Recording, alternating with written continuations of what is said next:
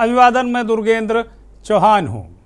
बहुत सारी बड़ी खबरों के बीच बहुत सारी राजनीतिक उथल पथल और जो राजनीतिक उठापटक की बहुत सारी खबरें जिन पर आज हम मंथन कर सकते थे, और अमूमन जो ये 8 बजे का प्राइम टाइम शो देश भर में जितने भी एंकर संपादक करते हैं, उसका टेस्ट, उसका तेवर ज़्यादातर पॉलिटिकल ही होता है, ज़्यादातर राजनीतिक ही होता है, और कभी कभार अंतर्राष्ट्रीय विषय या भारत को छूने वाले विषय, जिनका दुनिया में जो ऐसे विषय चल रहे होते हैं उनका भारत पर क्या प्रभाव पड़ेगा, इस तरह होता है। लेकिन आज बहुत सारी बड़ी खबरें हैं और मेरी भी नज़र उन पर लगातार थी सुबह से। लेकिन एक ऐसा विषय आज लेकर आया, शायद वो विषय शायद ही देश के किसी समाचार माध्यम या मीडिया में चर्चा में रहा हो, और वो विषय है कि उत्तर प्रदेश देश का ऐसा पहला राज्य बन गया है जहां जीवन के ढलान पर खड़े बुजुर्गों को अब मोहताज नहीं होना पड़ेगा। यानी एक तरीके से सरकार ने उन्हें सोशल सिक्योरिटी की व्यवस्था की है, बल्कि ऐसे बुजुर्ग माता पिता अपने जीवन को बेहद सम्मान से जी सकेंगे। उत्तर प्रदेश की आज कैबिनेट की बैठक में इसको मंजूरी मिल गई और इसको अमली जामा पहनाने की प्रक्रिया भी पूरी कर ली गई। यानी कि अब पूरी तरीके से उत्तर प्रदेश में माँ बाप, उत्तर प्रदेश में रहने वाले जितने भी बुजुर्ग हैं, अगर उनके बेटे या उनके वारिसान उनकी सेवा नहीं करते, उनकी अच्छी तरह देखभाल नहीं करते, उनको अच्छे से नहीं रखते, तो उनकी बुजुर्गों की जो संपत्ति है, मकान, दुकान, बैंक बैलेंस, इस पर उनके बच्चों का हक नहीं होगा। सरकार ने कैबिनेट में ये पास कर दिया है और इसके बाद उत्तर प्रदेश में एक नए तरीके की बहस बिछड़ गई है। सोशल सिक्योरिटी वास्तव में बहुत बड़ा कदम है, ऐतिहासिक कदम है उत्तर प्रदेश की योगी आदित्यनाथ सरकार का। वैसे तो कैबिनेट में बहुत सारे फैसले हुए, बहुत सारी चीज़ें हुई। 21 बिंदु थे जिसमें 19 जो मसले थे उनको पास किया गया। बहुत डॉक्टरों की रिटायरमेंट उम्र बढ़ाना, बहुत सारे महत्वपूर्ण जन हित के फैसले हुए। लेकिन जो इसकी हाईलाइट थी, आज कैबिनेट की बैठक थी, उस पर ये बहुत बड़ा फैसला है कि जो बुजुर्ग हैं, माता पिता हैं, उनको सोशल सिक्योरिटी, इसके क्या मायने होंगे, ये कैसे सरकार सुनिश्चित करेगी, क्या इसके राजनीतिक मायने भी कुछ हो सकते हैं। बहुत सारे सवाल हैं और मंथन में बहुत सारे जवाब भी आज हम जानेंगे, पूछेंगे। तो मंथन आज इसी पर।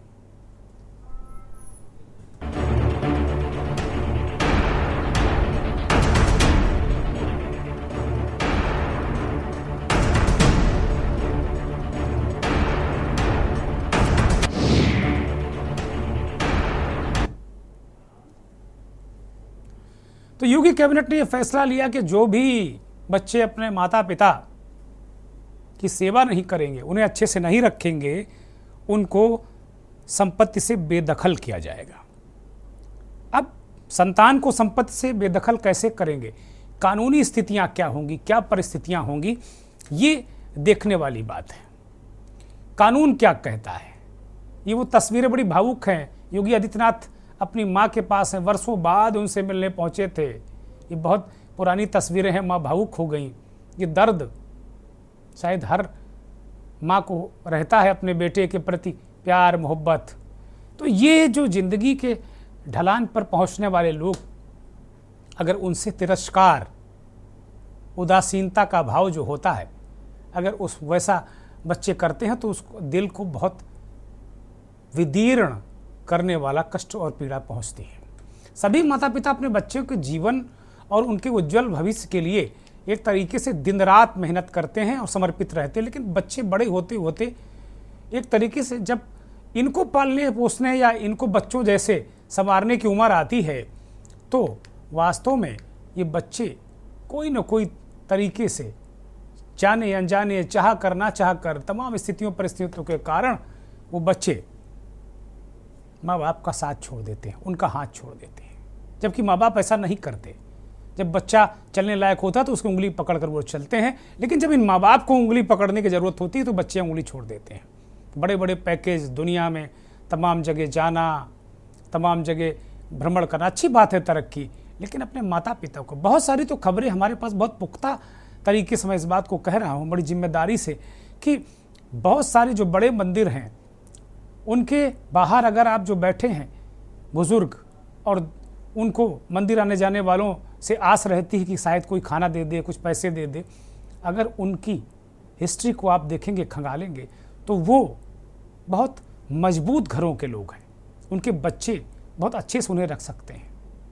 एक बहुत दिनों पहले एक पुलिस अधिकारी ने हमसे इस बात को बहुत दमखम और तस्दीक के साथ में कहा था कि फला मंदिर के बाहर आप ये जो लोग देख रहे हैं, मैं दावे से कह रहा हूँ, मैंने अपनी आंखों से देखा है कि लोग निकाल अपने माता पिता को मंदिर के बाहर छोड़कर चले जा रहे हैं। और एक ऐसे बच्चे को, एक ऐसे बेटे और बहू को वो उन पुलिस अधिकारियों ने पकड़कर डांटा फटकारा था और वापस उनके माता पिता को उनके साथ भेजा था। तो ये स्थितियाँ जिंदगी के अंतिम पड़ाव में अगर सोशल सिक्योरिटी की ज़रूरत पड़ जाए और उसमें सरकार को दखल देना पड़े, ये भी बड़ी बात है। इससे इस बात का भी एहसास हो जाता है कि सामाजिक ताना बाना भी टूट रहा है। सामाजिक जो एक तरीके से सामाजिक जिम्मेदारी थी या सामाजिक लोक लाज थी, वो भी खत्म हो गई है। ये अपने आप में बहुत ही, भारत वह देश है जहाँ भगवान से पहले माता पिता को माना जाता था, माँ को प्रथम गुरु माना जाता है। हमारे यहाँ माता पिता पूजनीय हैं और आज भी बहुत सारे लोग उन्हें पूजनीय मानते हैं। लेकिन अब एक ऐसा वर्ग तैयार हो गया है जो पैकेज, अंधी दौड़, इसमें फंस गया है। ठीक है, तरक्की करनी चाहिए, लेकिन अपने माता पिता को आप कैसे भुला सकते हैं। हाँ, उन बुजुर्गों की स्थिति थोड़ी ठीक है जिनको, जो रिटायर हैं और उनको अच्छी खासी पेंशन मिलती है। उसमें भी बहुत सारी शिकायतें हैं कि बच्चे पेंशन निकाल कर ही खा जाते हैं, बच्चों की दुर्गति रहती है, लेकिन पेंशन वालों की स्थिति थोड़ा सा ठीक है। लेकिन अब तो बहुत राज्यों में तो ओपीएस भी नहीं है, ओल्ड पेंशन स्कीम भी नहीं, तो पेंशन भी उस तरीके की नहीं बची। बहुत सारे इस जो विषय आज हम लेकर आए, इससे बहुत सारे विषय जुड़े हैं। पेंशन का विषय जुड़ा हुआ है, सामाजिक सुरक्षा का विषय जुड़ा हुआ है, राजनीति जुड़ी हुई है, बहुत सारी चीज़ें इस तरीके की जुड़कर आई हैं। तो कुल मिलाकर अगर देखा जाए तो बहुत सारे लोग ओल्ड एज होम में अपने माता पिता को भेज देते हैं, तमाम वो पड़े रहते हैं। अब तो एक तरीके से माँ बाप ने भी मान लिया कि भाई अब उनको ओल्ड एज होम में अपना इंतजाम करके रखना है। बहुत अजब गजब तरीके की स्थितियाँ पैदा हो गई हैं। लेकिन जो पैतृक संपत्ति है, बहुत सारे ऐसे घटनाक्रम देखने को मिले अभी हाल में कि पता चला कि बच्चे विदेशों में रहते हैं और माता पिता की मृत्यु हो जाती है। वो कई दिन तक आप ये देखिए कि वो कई दिनों तक उनकी लाशें पड़ी रहती हैं और वो माता पिता मतलब किस गति को प्राप्त हो जाते हैं, ये बड़ा दुखद हो जाता है कुल मिलाकर। तो परिस्थितियाँ बहुत ही विकट हैं, लेकिन ये अच्छा कदम है। उत्तर प्रदेश की योगी आदित्यनाथ सरकार को हम प्रशंसा करते हैं, सरकार को बधाई देते हैं कि योगी आदित्यनाथ की कैबिनेट ने आज ये एक तरीके से लैंडमार्क निर्णय लिया है। एक तरीके से बहुत ज़बरदस्त फैसला है योगी आदित्यनाथ का, ये उनकी कैबिनेट का। वास्तव में ये अपने आप में एक बहुत महत्वपूर्ण है और एक कानून, एक ऐसी व्यवस्था की गई है सरकार ने। इस कानून के मुताबिक अगर संतान अपने माता पिता का ध्यान नहीं रखेगी तो वो उन्हें संपत्तियों से अलग कर दिया जाएगा, विलग कर दिया जाएगा। इसकी जिम्मेदारी एसडीएम के पास होगी। केवल ये नहीं, जबानी जमा खर्च नहीं है। योगी आदित्यनाथ की सरकार ने ये व्यवस्था कर दी, कैबिनेट में पास कराने से पहले बहुत सारी व्यवस्थाएं हो गई। एसडीएम देखेगा और वरिष्ठ नागरिकों के भरण पोषण कल्याण नियमावली 2014 को संशोधित करके ये प्रस्ताव आज पास किया गया है। एसडीएम की अध्यक्षता में गठित ट्रिब्यूनल को ये अधिकार होगा कि वो माता पिता का ध्यान ना रखने वाले संतानों को उनकी संपत्ति से बेदखल किया जाए। यानी कानूनी अमली जामा उत्तर प्रदेश की योगी आदित्यनाथ सरकार ने पहना दिया है। और ये पूरी तरीके से एसडीएम या जो सिटी मजिस्ट्रेट अलग अलग जहाँ जिसकी नियुक्ति है, एक ट्रिब्यूनल गठित होगा और उसको बेदखल किया जाएगा। डीएम की अध्यक्षता में गठित अभिकरण के फैसले के खिलाफ अपील करने का प्रावधान होगा। शिकायत मिलने और सही पाए जाने पर 30 दिन के भीतर संतान को संपत्ति से बेदखल कर दिया जाएगा। तो कुल मिलाकर अगर एसडीएम कोई कार्रवाई करता है, आपको कुछ कहना है, तो आप डीएम की अध्यक्षता में एक अभिकरण गठित होगा, वहाँ अपील कर सकते हैं, अपना पक्ष रख सकते हैं, या आपसे गलती हुई क्षमा याचना कर सकते हैं तो बच सकते हैं। लेकिन उसके 30 दिनों के भीतर अगर ये सब कुछ सही पाया गया कि आपने मिसबिहेव किया अपने माता पिता से, तो 30 दिनों के भीतर संपत्ति जब्त कर ली जाएगी, जो पैतृक संपत्ति है। फिर आप दौड़ लगाते रहिए और फिर सोशल सिक्योरिटी देने का पूरी जिम्मेदारी सरकार की होगी। अभी हाई कोर्ट ने कहा भी है इस बात को, अभी कहा भी गया है, कई बार हाई कोर्ट ने कहा है कि भाई जो बुजुर्ग हैं, जो अकेले हैं, उनको वो सरकार की जिम्मेदारी उनको देखे, क्योंकि ओवरऑल तो सरकार किस लिए, इन्हीं सब कामों के लिए होती है सरकार। हमारे साथ कुछ मेहमान मंथन में जुड़ गए हैं। चंद्रिका प्रसाद उपाध्याय, बहुत ही वरिष्ठ नेता, भारतीय जनता पार्टी के योगी सरकार में राज्य मंत्री का दायित्व चंद्रिका जी निभा चुके हैं और बहुत ही संवेदनशील इंसान हैं। चंद्रिका जी, बहुत स्वागत, बहुत धन्यवाद, बहुत आभार आपका के न्यूज़ को वक्त देने के लिए। कांग्रेस पार्टी के प्रवक्ता नेता कुंवर सिंह निषाद हमारे साथ हैं, आपका बहुत धन्यवाद। लक्ष्मी नारायण साहब हैं, पूर्व आईपीएस अधिकारी हैं, बहुत धन्यवाद, बहुत आभार आपका। राकेश अंचल साहब हैं, कम से कम 4 दशक से अधिक की पत्रकारिता, लगभग 5 दशक की पत्रकारिता और देश और दुनिया में भ्रमण कर चुके हैं राकेश अंचल साहब, बहुत धन्यवाद, बहुत आभार वक्त देने के लिए। और इस देश के जाने माने वरिष्ठ पत्रकार, राजनीतिक विश्लेषक, समाजशास्त्री मैं कहता हूं उनको, प्रमोद गोस्वामी साहब हमारे साथ उत्तर प्रदेश की राजधानी लखनऊ से जुड़े हैं, बहुत स्वागत, बहुत धन्यवाद, बहुत आभार। शुरुआत मैं राकेश अंचल साहब से करूंगा। राकेश अंचल साहब अभी कुछ दिन पहले अमेरिका की यात्रा भी करके आए हैं और तमाम देश में घूमते रहते हैं, दुनिया में घूमते रहते हैं, समाज का अध्ययन करते रहते हैं और बहुत अनुभवी पत्रकार हैं।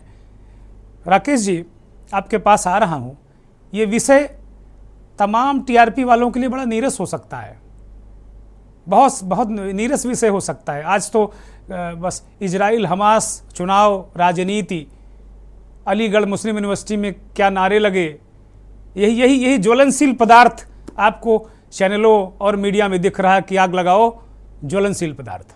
लेकिन ये बड़ा अहम मुद्दा है मेरी नज़र में और आज मैं इसको लेकर आया हूँ। आप सबसे ये चाहूँगा कि इस कार्यक्रम से, इस मंथन से कुछ सार्थक दिशा मिले, कुछ समझें लोग।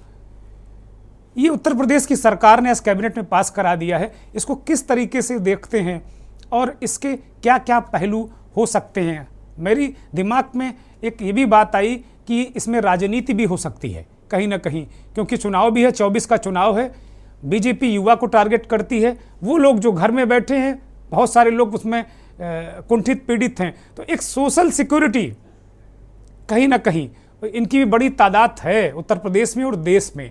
तो इस पर मैं शुरुआती टिप्पणी आपकी, राकेश अंचल जी। धन्यवाद दुर्गेंद्र जी। देखिए, आज आपने बहुत ही संवेदनशील विषय पर बातचीत शुरू की है, इसके लिए आपका आभार। और जहाँ तक उत्तर प्रदेश सरकार के इस निर्णय के बारे में, कैबिनेट के निर्णय के बारे में है, वही मैंने बहुत इसका गहन अध्ययन तो नहीं किया है, लेकिन जो सरसरी तौर पर आपने अपनी प्रस्तावना में बताया है, तो ये निर्णय स्वागत योग्य है।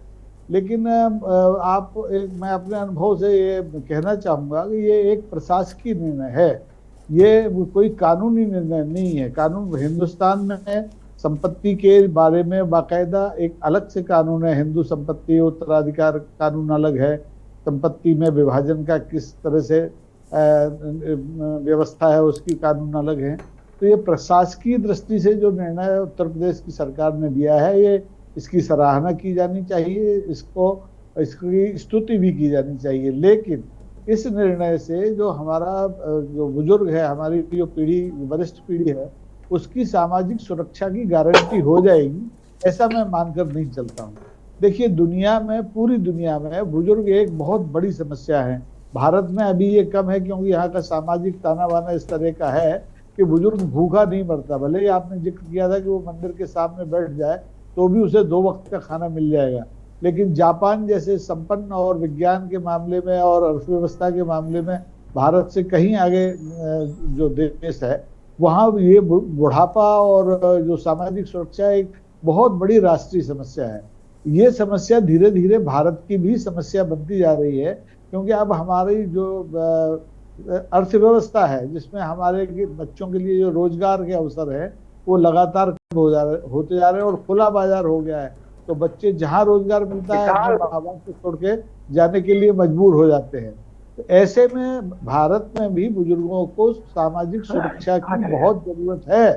उत्तर प्रदेश की सरकार ने ये एक प्रशासकीय निर्णय किया, ये अच्छी बात है, लेकिन इसका लाभ बुजुर्गों तक पहुंचे, इसके लिए जरूरी है कि वो संबंधित कानून में भी तत्काल संशोधन कराए।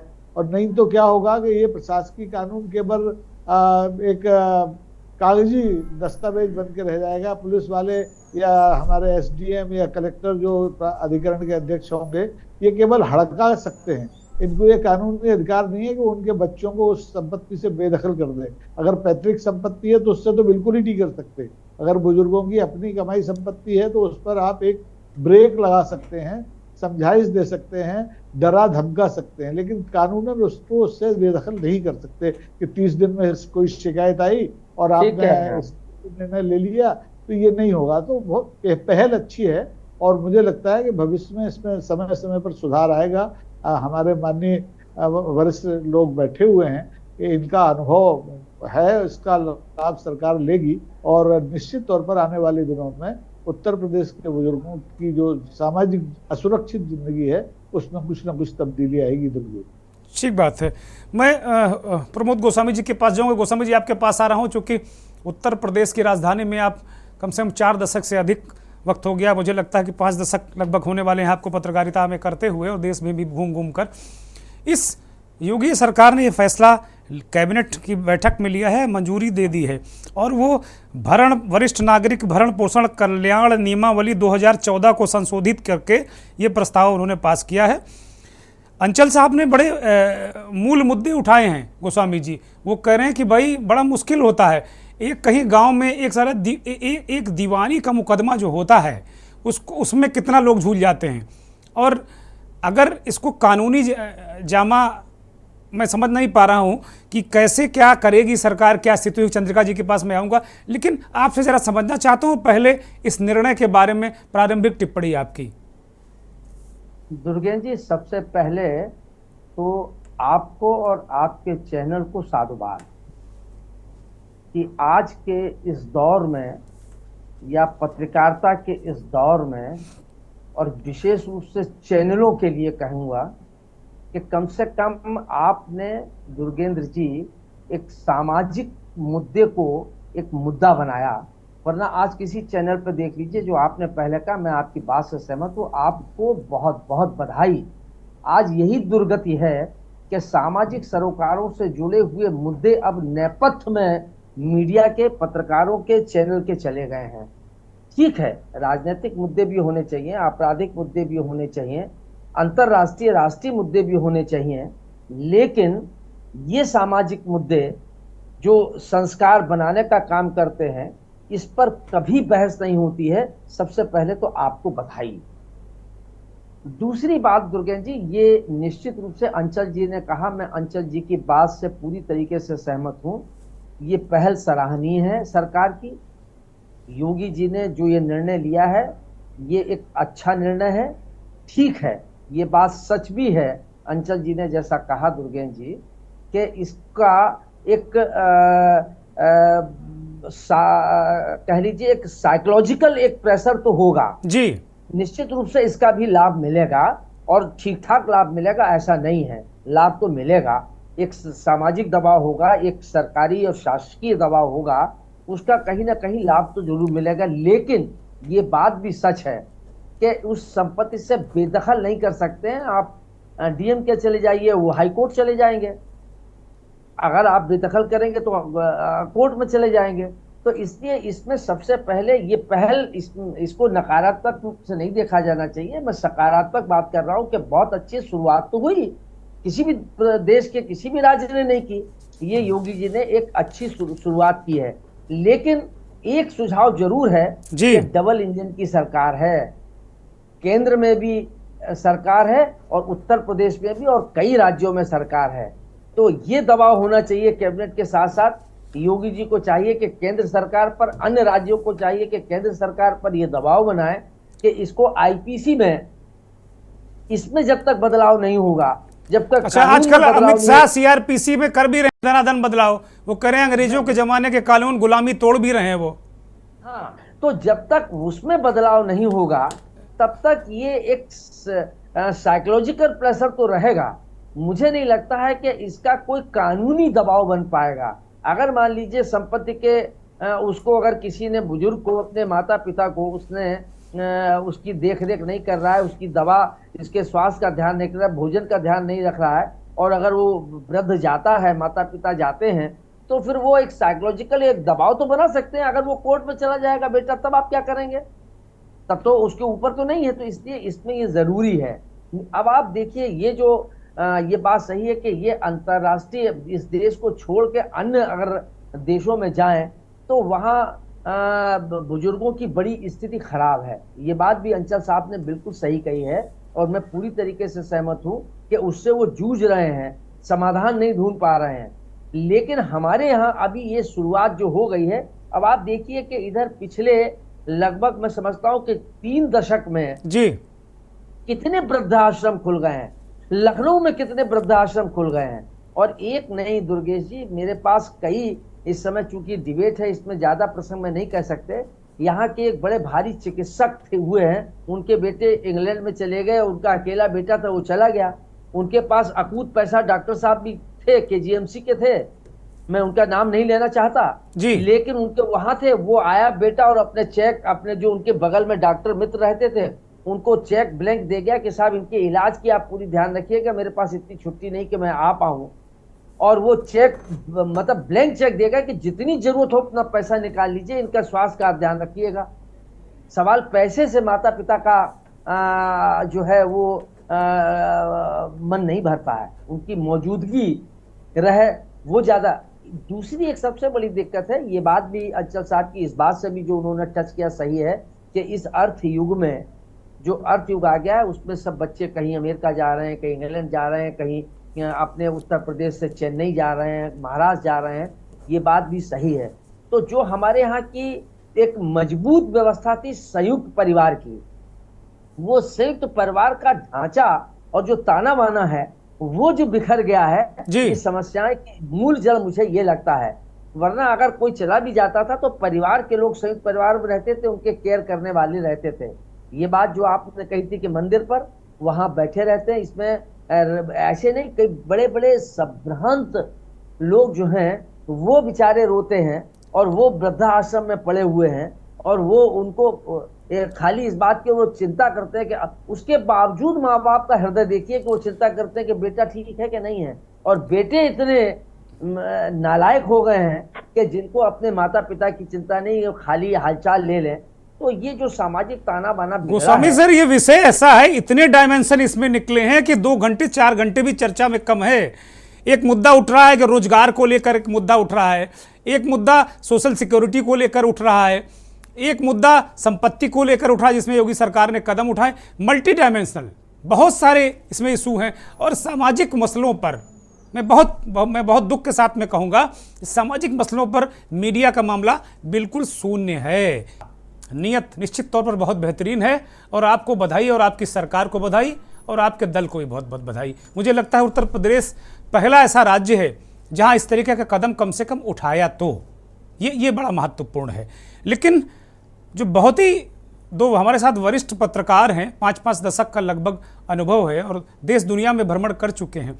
उन लोगों ने कुछ मुद्दे उठाए हैं। एक तो पहले आप ये बताइए कि कैसे करेगी आपकी सरकार, क्योंकि बहुत सारे मामले कानूनी पेच फंस जाते हैं। मतलब ये कदम बहुत अच्छा है, लेकिन जरा हमारे दर्शकों को समझाइए, हमें भी समझाइए, हमारे वरिष्ठ जनों को भी समझाइए, जो हमारे पेशे के वरिष्ठ जन हैं वो भी, उनको भी समझाइए कैसे करेंगे। धन्यवाद दुर्गेन जी। मेरी आवाज आ रही? जी, दर्शक सुन रहे हैं, कृपया बोलें। अच्छा, आवाज आ रही है? मैंने कहा जी जी जी जी, कंटिन्यू करिए। धन्यवाद। अभी जो हमारे दोनों सम्मानित पत्रकारों ने बिंदु उठाए हैं वो निश्चित रूप से बड़े महत्वपूर्ण हैं। मैं सबसे पहले आपको भी और अपने माननीय योगी जी दोनों को बहुत बहुत इस बात के लिए धन्यवाद देना चाहूंगा कि एक ऐसे विषय पर जिसको सामान्यतः लोग इग्नोर करते हैं, उस पर वो आगे बढ़कर के उन्होंने कदम उठाया है। आप हम सब जानते भी, आपने दिखाया कि योगी जी स्वयं अपनी माता जी का पैर छू रहे हैं जी। और हम लोग मानस में पढ़ते हैं कि प्रातः काल उठ के रघुनाथा, मात पिता गुरु नाम ही माता। जी जी। बच्चे प्रातः काल उठ के माता पिता के चरण छूते थे, अपने विद्यालय जाने के पहले पैर छू के जाते थे, या कहीं अगर बाहर जा रहे हैं तो पैर छूते थे। तो माता पिता का अत्यधिक सम्मान की परंपरा रही है। लेकिन इधर कुछ ऐसा सामाजिक परिवेश बदला है कि लोग बहुत, चाहे अपने गांव से शहर में जा रहे हैं, चाहे बड़े शहरों से विदेश जा रहे हैं, वो माता पिता को थोड़ा इग्नोर कर रहे हैं और उनकी चिंता नहीं कर रहे हैं। ऐसी स्थिति में दो ही तरीका हो सकता था, या तो सामाजिक परिवेश को इस तरह से ठीक किया जाए, लोग फिर से अपने बुजुर्गों का सम्मान करने लगे, और जैसा कि आदरणीय गोस्वामी जी ने कहा था कि जो संयुक्त परिवार की परंपरा टूटी है, उससे भी बड़ा संकट हो गया। इसलिए कि कोई रहते नहीं, माँ बाप बुजुर्ग हैं, अकेले रहते हैं। कई बार तो जो घर में एक आध नौकर होते हैं वो भी मिसबिहेव करते हैं और बड़ी बड़ी विचित्र घटनाएं होती है। मैं अभी अगर अपने चित्रकूट की घटना बताऊं, हालांकि ये घटनाएं कोई आदर्श नहीं है, लेकिन अभी पिता को के दो पुत्रों ने काट डाला कुल्हाड़ी से। 7 दिन पहले की बात है जी। चबूतरे पे लेटे हुए थे वो, बाहर एक मंदिर के चबूतरे में 2 बच्चे गए, कुल्हाड़ी से काट डाला। वहां करीब 20-25 लोग भी बैठे थे, किसी ने बचाया नहीं, वो भी चले गए उठ करके वहां से। तो समाज भी अपने दायित्व का या तो बोध भूल गया। भयानक घटना है, बड़ी भयानक घटना है। भयानक घटना। तो ये घटना घटी अभी, बगरेही गांव पड़ता है यहीं चित्रकूट में जी। ये घटना हुई है, अरेस्ट हो गए वो लोग, सब अपनी जगह है, लेकिन वो तो पिता के साथ जो उन्होंने किया, ऐसी घटनाएं सुनकर के एकदम लगता है कि क्या होने वाला है संसार में। अब जो योगी जी महाराज ने कानून बनाया, उसको लेकर के जो प्रश्न उठाए गए हैं, तो वो स्वाभाविक है कि उसमें उतनी निश्चित रूप से जो जिस प्रकार की बात कही गई है वो समस्या तो रहेगी। लेकिन मुझे ऐसा लगता है कि ये कानून बने हैं, एक आदेश हुआ, कैबिनेट ने पास किया, और जब इसमें आगे चल करके बढ़ेंगे और जो अभी से समस्याओं को शुरू से अनुमान लगाया जा रहा है, ये समस्याएं आएंगी तो ये जो चाहे वो रेवेन्यू एक्ट हो, चाहे वो CRPC IPC के एक्ट हो, इन सब में यथा स्थान संशोधन करके उसको शामिल किया जाएगा। क्योंकि एक सरकार का निश्चय है कि हमको अपने जो वरिष्ठ हैं नागरिक, हमारे माता पिता के रूप में, उनका हक दिलाना है, उनको सम्मान देना है, और उनकी जो संपत्ति है, चाहे पेंशन के रूप में है, चाहे जमीन जायदाद के रूप में है, या अन्य किसी रूप में है, वो बच्चे स्वाभाविक रूप से जो नेचुरली पा ही जाते हैं, उसमें एक रुकावट आए ताकि उनको लगे कि माता पिता की संपत्ति हमको ऐसे ही नहीं मिल जाएगी, हमको उनका ख्याल करना पड़ेगा, उनका सम्मान भी करना पड़ेगा। तो ये चीजें धीरे धीरे, जैसे आपने चर्चा चलाई, इसमें जैसे आपने कहा बहुत सारे आयाम हैं, तो विभिन्न आयामों पर चर्चा होगी, और मैं समझता हूं कि हो सकता है सामाजिक वातावरण में भी कुछ अंतर आए जी। लेकिन जो बात कही गई वो ठीक है कि इसमें ये पहला चरण है, आगे भी इसमें सुधार किया जाएगा। लेकिन चूंकि योगी जी महाराज स्वयं संत हैं और उनके मन में विचार आया है, उन्होंने इसको किया है, तो मैं समझता हूं कि जहां कहीं कानून में संशोधन की आवश्यकता होगी वो भी करेंगे। एक महत्वपूर्ण और प्रश्न है, गोस्वामी जी ने उठाया कि भाई आपके डबल इंजन की सरकार है, और मुझे लगता है पूरे देश में सबसे पावरफुल दूसरा इंजन है अगर कहा जाए, उत्तर प्रदेश वाला, और उस इंजन ने साबित किया है कि वो इंजन हाई पावर का है, और वो इंजन खींचे जा रहा है धड़ाधड़। आपकी पार्टी को भी खींच रहा है, और आगे 24 में भी ऐसा लग रहा है वो खींच डालेगा, और उत्तर प्रदेश वाला बड़ा मजबूत इंजन है। आप लोग ने वो ऐसा इंजन लगाया है कि अद्भुत इंजन है वो। अब सीआरपीसी, आईपीसी, अमित शाह साहब गुलामी वाले कानून खत्म कर रहे हैं। तो क्या आपकी पार्टी, आपकी सरकार, ये जो बुजुर्गों वाली बड़ी समस्या है और हम सब, आप लोग उस वय में कदम रख चुके हैं और हम भी उस धीरे धीरे उसी में बढ़ रहे हैं, तो ये हम सब के बड़े दिल के करीब है मुद्दा ये, और समाज का असर हम सब पर है, कोई अछूता नहीं है। तो क्या डबल इंजन वाली सरकार कानून संशोधन नहीं कर सकती? क्या कुछ और चीजें जैसे सीआरपीसी उसमें बदलाव हो? अगर ये बदलाव हो जाए, सीआरपीसी, आईपीसी, जहां भी जरूरत हो, मुझे बहुत धाराओं का उसका बहुत ज्ञान नहीं है, तो क्या ये पहल नहीं होनी चाहिए क्या चंद्रिका जी? आपका जो कहना है वो बिल्कुल ठीक है। अब चूंकि सीआरपीसी, आईपीसी का जो है वो उन्होंने कानून बनाने की कदम बढ़ा दिया है, और उसमें मुख्य रूप से जो बातें हैं आपके संज्ञान में भी होंगी कि एक एक मुकदमा बहुत साल तक चलता रहता है। जैसे वकील साहब नहीं आए तो डेट बढ़ गई, तो उन्होंने उसको लिमिटेड किया है कि कितनी बार अधिकतम डेट बढ़ाई जा सकती है, अधिकतम जज साहब कितने दिन में फैसला दे दें। तो उसको कोशिश किया है कि लोगों को न्याय शीघ्र मिले। बहुत अच्छा कदम है, बहुत अच्छा कदम है जी। तो वो फिर उसका अर्थ नहीं रह जाता है, वो बात है। क्योंकि माननीय योगी जी ने अभी इसको भी ही इंट्रोड्यूस किया है प्रशासनिक आदेश के रूप में ही सही, लेकिन आपका जो कहना है कि उसी के साथ इसको शामिल कर लिया जाए, तो उसको उन्होंने बना दिया है। और वो जो स्टैंडिंग कमेटी होती है होम अफेयर्स की, उसमें वो प्रस्तुत हो चुका है। कानून का जो स्वरूप होता है उसको बना करके वो पार्लियामेंट में अब उसको फाइनल कराने जा रहे हैं। तो मैं ये तो नहीं कह सकता कि इस स्टेज में कितना हो पाएगा, लेकिन ये सुझाव अच्छा है और सरकार में समझता हूं कि इसको पहुंचाइएगा जरूर जिस मंच पर आप कह सकते हो, और मुझे पता है कि आप बहुत सारे मंचों पर कह सकते हैं, जहां से इंजन को सीधे ईंधन जाता है, वहां भी कह सकते हैं आप, तो जरा कहिएगा जरूर। नहीं, निश्चित रूप से मैं कांग्रेस के साथी कुंवर सिंह निषाद साहब के पास आऊंगा। निषाद साहब, बूढ़ा तो हम सबको होना है, हो भी रहे हैं हम लोग, आप तो अभी जवान हैं, है ना, तो आपकी दूसरी तरीके की जिम्मेदारी है, वो आप निभा ही रहे होंगे। लेकिन हम लोगों की चिंता है, हमारे 3 जो पैनलिस्ट हैं बहुत ही वरिष्ठ हैं, और धीरे धीरे इनके नक्शे कदम पर हम भी पहुंच रहे हैं, मतलब लगभग उसी कगार पर हैं। तो हमारे जो 4 लोग हैं, हमको मिलाकर बहुत दिल के करीब मुद्दा है। लेकिन आप युवा नज़र आ रहे हो, है भी आप युवा। ये योगी सरकार ने कैबिनेट में फैसला किया है, मोहर लगाई है, इसकी क्यों नहीं भूरी भूरी प्रशंसा की जानी चाहिए? देखिए, मैं तो ये पितृपक्ष के जो पावन अवसर पे आपने जो विषय उठाया है, तो मैं तो आपकी और आपके चैनल की तारीफ करना चाहूंगा कि आपने बहुत ही गंभीर मुद्दे को उठाया है, बहुत संवेदनशील मुद्दा है। और आपने कहा सबको बुजुर्ग होना है, तो आज मैं जिस अवस्था हूं मुझे भी एक दिन बुजुर्ग होना है। लेकिन उससे पहले इन चीजों को समझना बहुत जरूरी है कि भारत में 2011 की जनगणना के अनुसार भारत में 9% बुजुर्ग हैं, और दुनिया का हर 10वां व्यक्ति जो बुजुर्ग है वो भारत में, उसका निवास स्थान भारत में है।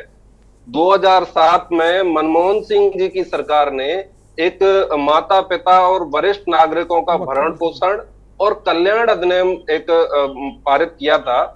उसके आधार पर बहुत सारी चीजें इस देश में आगे बढ़ी, कहीं उसी ये चीजें आज इस चर्चा बन रही है। लेकिन आज जो चीजें जो भारतीय जनता पार्टी जिस प्रकार से करती आ रही है, भारतीय जनता पार्टी आए दिन ऐसे प्रस्ताव लाती है, भावनात्मक मुद्दों पर बहस करना और बहस छेड़कर भाग जाना, ये भारतीय जनता पार्टी की आदत रही है।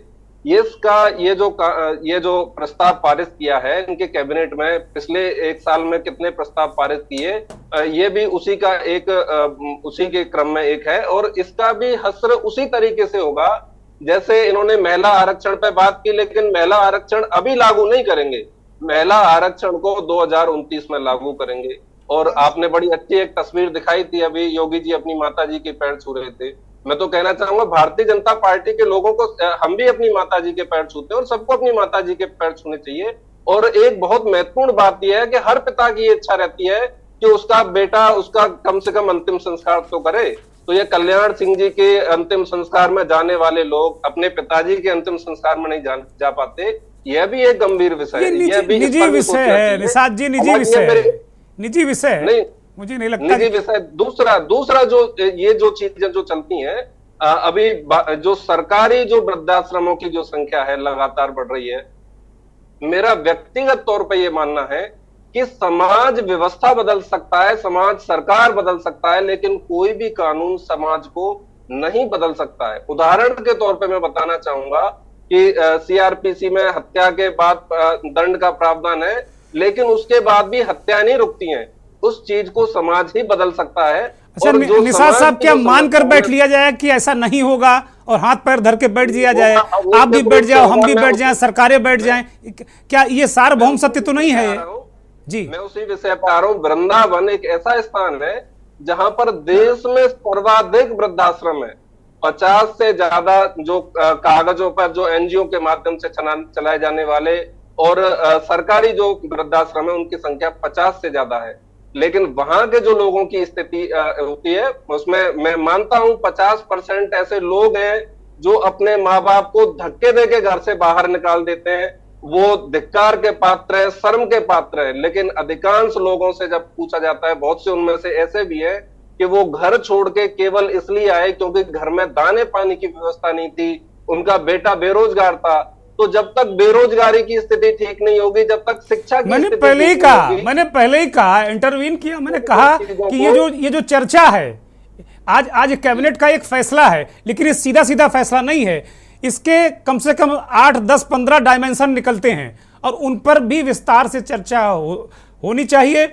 और सरकार को भी मैं इस बात को कम से कम के न्यूज के मन से इस बात को कहूंगा, योगी जी को और उनकी सरकार को, और चंद्रिका जी बहुत ही मंत्रिमंडल में रहे हैं योगी जी के, मैं इसीलिए बार बार उनसे अनुरोध कर रहा हूं कि जितने भी डायमेंशन यहां डिस्कस हो रहे हैं कम से कम मुख्यमंत्री से मिलकर कम से कम वो बतावें कि तमाम चीजें हैं और उनको बहुत सारी चीजों को सुधार करना। निसार साहब, मैं रोक रहा हूं आपको, हमारे साथ 2 और नए मेहमान जुड़े हैं।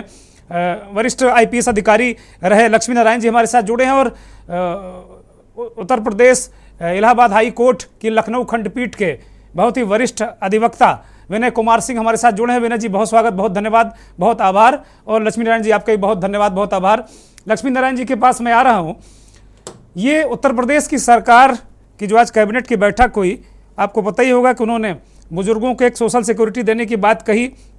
SDM की अध्यक्षता में उन्होंने एक कमेटी ट्रिब्यूनल गठित कर दिया और कहा कि भाई अगर किसी माता पिता को कोई पीड़ित करेगा तो SDM साहब ट्रिब्यूनल में सुनेंगे और उसको बेदखल कर देंगे और 30 दिन के अंदर DM साहब के यहाँ जो अभिकरण होगा ट्रिब्यूनल उसको वो उस पर जो भी निर्णय ले सकेंगे, अगर ठीक है तो उसको निर्णय को पलट सकते हैं, वरना संपत्ति से बेदखल कर दिया जाएगा। बतौर पुलिस अधिकारी आपके जीवन काल में बहुत सारे ऐसे मौके आए होंगे जब माता पिता को लोग परेशान करते हैं, आपके पास शिकायत करने आते थे, तो उन स्थितियों में किन परिस्थितियों में उसको देखते हुए अगर इस कैबिनेट के फैसले को देखें तो आप कैसे समझाएंगे दर्शकों की, क्या ये संभव है, क्या ये हो पाएगा क्या? देखिए, वैसे तो छोटा मोटा प्राविधान पहले से CRPC में एग्जिस्ट करता है मेंटेनेंस के पॉइंट ऑफ व्यू से जी, लेकिन जनरली होता क्या है कि ये जब सूट्स डाले जाते हैं, मेंटेनेंस सूट्स बहुत लंबा अरसा ले लेते हैं। तो जो प्राविधान किया जा रहा है या फाइनली कैबिनेट ने तो मंजूरी दे दी है, लेकिन जब तक ये विधानसभा से पारित नहीं हो जाएगा जी, तब तक इसको लॉ का शेप नहीं दिया जा सकता जी, कानून नहीं बनेगा। प्रशासनिक आदेश में कार्रवाई हो नहीं पाती है। जब तक इसको लीगल जामा नहीं पहनाया जाएगा तब तक इस पे कोई बहुत ज्यादा उम्मीद करना उचित नहीं होगा। जब लीगल जामा पहना दिया जाए कि हाँ भाई SDM इसके इंचार्ज होंगे, इसको प्राविधानित कर दिया जाए और SDM के कोर्ट में इसका निर्णय विदिन 30 डेज हो जाएगा, मतलब ये लिमिट भी डालना जरूरी होता है क्योंकि सालों चलते हैं। हम तो देखे हैं मुकदमे जी, सालों मतलब सालों, बुजुर्ग की डेथ भी हो जाती है। तो ऐसे प्रकरणों में ये जब तक समय सीमा निर्धारित नहीं होगी और इसको लीगल स्टेटस में नहीं लाया जाएगा तब तक तो कोई फायदा होगा नहीं। हाँ, अगर ये प्रॉपरली लीगल स्टेटस में आ जाता है तो ये एक बहुत बड़ी बात होगी, एक बहुत बड़ी पहल होगी। और ये बात सही है कि धीमे धीमे जिस तरह से आजकल के आधुनिक समाज का एक बन गया है कि हम अलग रहेंगे और बच्चे भी जो हैं बाहर चले जाते हैं अपना कमाने खाने के लिए, ठीक है। तो ऐसी परिस्थितियों में बुजुर्गों के लिए बहुत बड़ी राहत का काम ये कर सकता है। मुझे लक्ष्मी नारायण जी, कभी आपको याद पड़ता है क्या देश में कहीं इस तरह की किसी सरकार द्वारा इस तरह की पहल हुई हो? मुझे तो नहीं अभी याद पड़ता ना, हाल में नहीं, ऐसा कहीं कुछ नहीं हुआ है। बुजुर्गों के मामले में एक बार बहुत पहले बल्कि मोदी जी ने ही कहा था कि बुजुर्गों के लिए कुछ करना पड़ेगा। ये बात बहुत पहले की बात है, जब शायद वो गुजरात के मुख्यमंत्री थे तब की बात है। लेकिन ये कि इस समय इस चीज को लाया गया है यूपी में, ये बहुत ही स्वागत योग्य कदम है। बस इसका इतना ही है कि ये सिर्फ एडमिनिस्ट्रेटिव ऑर्डर होकर के न रह जाए, इसको लीगल जामा पहचानना जरूरी है, क्योंकि एडमिनिस्ट्रेटिव ऑर्डर का कोई फायदा होगा नहीं। अब जैसे आपने 2-3 बिंदु कहे कि भाई समय सीमा होनी चाहिए, तो उन्होंने जो अभी ड्राफ्ट बना है जिस पर मंजूरी दी गई है कैबिनेट ने, वो उसमें है कि 30 दिनों के भीतर वो बेदखली की बात है, उन्होंने समय सीमा निर्धारित की। लेकिन जो बड़ी महत्वपूर्ण बात आप कह रहे हैं कि विधानसभा में जाए बगैर ये कानून का रूप लेगा नहीं, और ये एक तरीके से प्रशासनिक अधिकार के रूप में अगर ये ऐसे ही रहा तो दम भी तोड़ सकता है। बिल्कुल ठीक बात है, क्योंकि जब तक आप विधानसभा और विधान परिषद से ये पारित होकर के गवर्नर के हस्ताक्षर होकर के एक एक्ट के रूप में नहीं आएगा, तब तक इसका कोई बहुत फायदा मिलने वाला नहीं। ठीक बात। मैं विनय कुमार सिंह के पास जाऊंगा, हाई कोर्ट के वरिष्ठ अधिवक्ता। विनय जी, इस पूरे जो कैबिनेट का फैसला है इसके कानूनी पहलू, क्योंकि जब चर्चा हमने शुरू की थी तो हमारे साथ दोनों वरिष्ठ पत्रकारों ने इस बात को कहा कि भाई कैसे होगा, मुकदमे उलझ जाते हैं। लक्ष्मी नारायण जी ने कहा कि बुजुर्गों की मृत्यु तक हो जाती है और निर्णय नहीं हो पाते हैं। इसको कानूनी रूप से कैसे देखा जाए विनय जी? कानूनी रूप से इस प्रकार से देखा जा सकता है इसको कि अभी तक तो जितने कानून हमारे सीआरपीसी में, आईपीसी में हैं, वो सभी अच्छे हैं, स्वागत योग्य हैं। लेकिन कुछ कानून ऐसे भी हैं जिनमें कि लीगल उसके प्रक्रिया में काफी समय लग जाता है। सही कहा, बहुत अच्छी बात है। लेकिन अब वर्तमान में जो अपनी सरकार, जो भारतीय जनता पार्टी की सरकार जो संशोधन कर रही है, ऐसे मुद्दों पर, ऐसे भावनात्मक मुद्दों पर जो नए कानून बना रही है, कानून बनाने के लिए जो बिल ला रही है, ये बड़े स्वागत योग्य और बहुत ही अच्छी बात है। पहले क्या होता था, जैसे एक हम उदाहरण देना चाहेंगे कि जैसे किराएदारी अधिनियम था, जिसमें कई पीढ़ियां बीत जाती थी, लेकिन मकान मालिक अपनी दुकान, घर या कोई भी अपना आवास कोई खाली नहीं करा पाता था।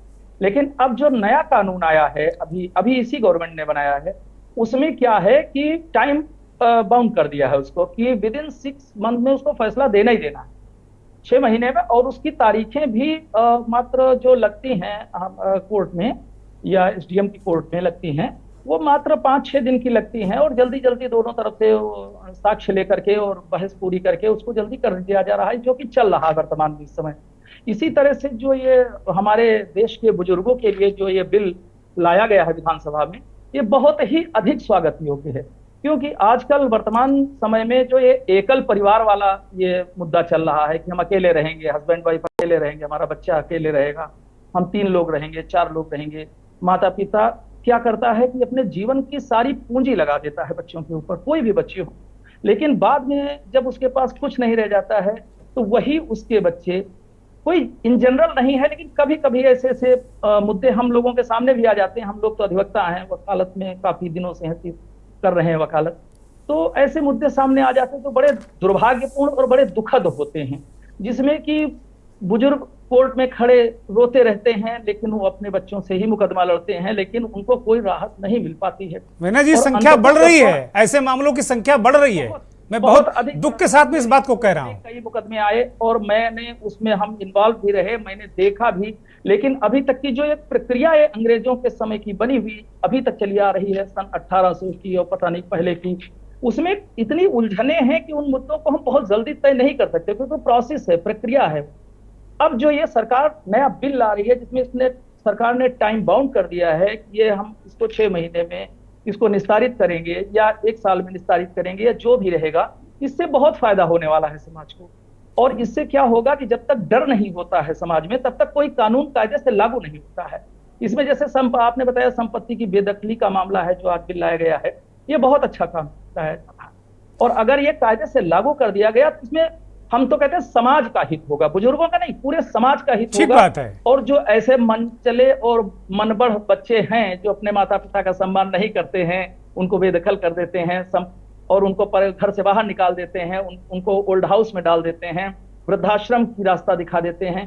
कैसे वो जिस आदमी ने 50 साल 60 साल तक अपने परिवार को इस तरह से पाला पोसा, उसको इतना कष्ट उठाना पड़े, ये समाज का बड़ा भावनात्मक मुद्दा है। और अभी हमारे पहले जो हमारे सम्माननीय बोल रहे थे, ऐसा नहीं, कोई ये पॉलिटिकल नहीं, इसको हम पॉलिटिकल नहीं ले जाना चाहेंगे, इसको राजनीतिक नहीं करना चाहिए। जो समाज की अच्छी चीजें हैं उनको स्वीकार करना चाहिए। ठीक बात है। और ये सरकार हमारी जो इस तरह के कानून को संशोधित कर रही है, ला रही है, ऐसे मुद्दों को ला रही है, ठीक बात है, बहुत ही अधिक स्वागत योग्य। ठीक बात मेरे भाई। मैं अब चूंकि मेरे पास बस 2-3 मिनट का वक्त है, 2 मिनट का, तो मैं अब जल्दी से एक अंतिम चरण में जाऊंगा। राकेश अंचल जी के पास आ रहा हूँ। राकेश जी, एक तो मेरा बहुत बड़ा महत्वपूर्ण सवाल है कि क्या सामाजिक ताना, ये सामाजिक दबाव, क्या सामाजिक लोकलाज खत्म हो गई है क्या, जिसकी वजह से अब सरकारों को, या इसका दूसरा पहलू, सरकारों को या कोई इन्फोर्समेंट करना पड़ रहा हो? एक तो ये बड़ा महत्वपूर्ण सवाल है। दूसरा मसला है क्या कि क्या इस निर्णय के पीछे कोई राजनीति भी आप देखते हैं क्या?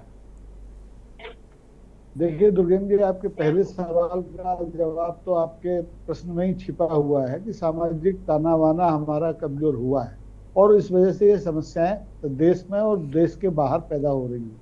लेकिन सबसे महत्वपूर्ण बात है, राजनीति हम इसमें देख इसलिए नहीं पाते क्योंकि अभी तक कोई राजनीतिक दल, पिछले 75 साल में हम अमृत काल में आ गए हैं, किसी राजनीतिक दल ने अपने घोषणा पत्र में बुजुर्गों को सामाजिक संरक्षण देने के का आश्वासन नहीं दिया है। ऐसे छुटपुट प्रशासनिक निर्णय होते रहते हैं, सबके पास हैं, जन सुनवाइयां होती हैं, प्रशासन करता है, कलेक्टर एसपी के पास कोई फरियाद पहुंचता है, वो अपनी संवेदनशीलता दिखाते हुए उसकी मदद कर देता है। लेकिन जो सामाजिक सुरक्षा का प्रावधान सरकार की ओर से दुनिया के दूसरे देशों में है, वैसा हमारे यहाँ नहीं है। हमें बुजुर्गों को क्या चाहिए? बुजुर्ग अभी 2050 तक, कभी हमारे कांग्रेस के मित्र ने आंकड़ा दिया था, उसको मैं और दुरुस्त कर दूं, 2050 तक हमारे देश की आबादी का 20.8% ये आबादी बुजुर्गों की हो जाएगी। अब इन बुजुर्गों का आप क्या कीजिएगा? इनको सबको आप समंदर में तो फेंक नहीं सकते। तो इनके लिए भोजन की, पानी की, स्वास्थ्य की, आवास की चिंता इनके बच्चे करें ना करें, ये दायित्व शासन का है कि उन्हें सामाजिक सुरक्षा प्रदान करे। इसके लिए बाकायदा जिस तरह से इस देश में कांग्रेस के जमाने में एक आधार कार्ड बनाने की शुरुआत हुई थी, दुनिया में ऐसे व्यवस्थाएं पहले से हैं, ऐसे हमारे यहाँ एक व्यवस्था हो कि हम दुनिया के, अपने हिंदुस्तान के सारे बुजुर्गों को एक सामाजिक सुरक्षा कार्ड दें। उसमें इस बात की गारंटी दें कि उनके स्वास्थ्य के, उनके खाने के, उनके आवास की गारंटी उनके बच्चों की हो या ना हो, सरकार की है। सरकार ये ऐसे कानून बना ले कि अगर उनकी कोई संपत्ति है, पैतृक संपत्ति है या उनकी अपनी कमाई संपत्ति है और उसका लाभ उन्हें नहीं मिल रहा है, तो सरकार अपनी निगरानी में लेके वो लाभ उन्हें दिलवाए, और नहीं दिलवा सकती तो सीधे उसका हिस्सा अपने पास ले ले, लेकिन बुजुर्गों को निश्चिंत कर दे कि भाई आपको ना भूखा मरना पड़ेगा, ना आपको बिना दवाई के मरना पड़ेगा, ना आपका अंतिम संस्कार जानवरों की तरह किया जाएगा। ठीक बात। अभी जब हम लोग बात आपसे कर रहे थे, इसी बीच में मेरी स्थिति भी पूरी तरह से है, मुझे भी ऐसे कानून की जरूरत है। मेरा इकलौता बच्चा अमेरिका में है 10 साल से, मुझे अगर मैं अभी बीमार हो जाऊं तो मेरे पड़ोस का कोई आदमी नहीं आएगा, मेरी सरकार नहीं आएगी। लेकिन अमेरिका में आप देखिए, अगर आदमी टेलीफोन करने की स्थिति में है, मृत्यु शैया पर पड़ा, अगर वो फोन कर दे तो 5 या 7 मिनट के अंदर उसके पास एम्बुलेंस आएगी, फायर ब्रिगेड आएगी, और जरूरत पड़ेगी तो उसके लिए नर्सिंग सर्विसेज भी आएंगी। बाद में उसका पैसा उसके बीमा से या जो दूसरे संसाधन उनसे ले लिया जाएगा, लेकिन तत्काल उसको राहत मिलेगी। ठीक बात है, बड़ी महत्वपूर्ण बात। ये अगर हम कानून बनाते हैं, प्रशासकीय कानून बनाते हैं, तो इतनी दूरदृष्टि और इतनी उदारता के साथ बनाएं, तब इसका सचमुच लाभ मिलेगा, वरना राजनीति कही जा सकती है हो इसके पीछे। बहुत महत्वपूर्ण बात, बहुत महत्वपूर्ण, बड़ी भावुक बात कही है, बड़ी महत्वपूर्ण बात कही है। चंद्रिका जी, मैं सीधे आपके पास आ रहा हूं, उसके बाद फिर बहुत कम वक्त है मेरे पास, बहुत संक्षिप्त मैं चाहता हूं। मैं अभी कांग्रेस के मित्र से भी एक छोटी सी टिप्पणी लूंगा। वास्तव में चुनावी घोषणा पत्र का एजेंडा बुजुर्ग क्यों नहीं बनते? 50 में कह रहे 20% हो जाएंगे।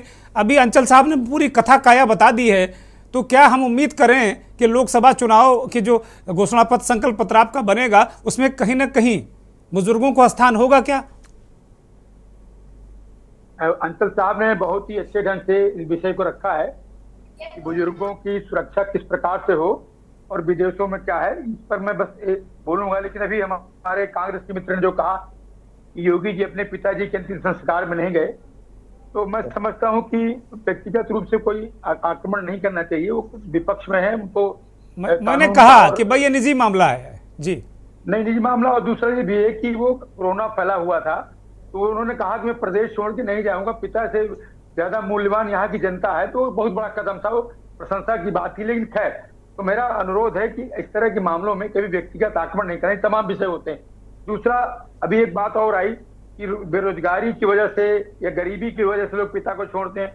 मैं आपको बताना चाहता हूँ, मैं गाँव में ही रहता हूँ, कि बेरोजगारी या गरीबी की वजह से कोई माता पिता को नहीं छोड़ता।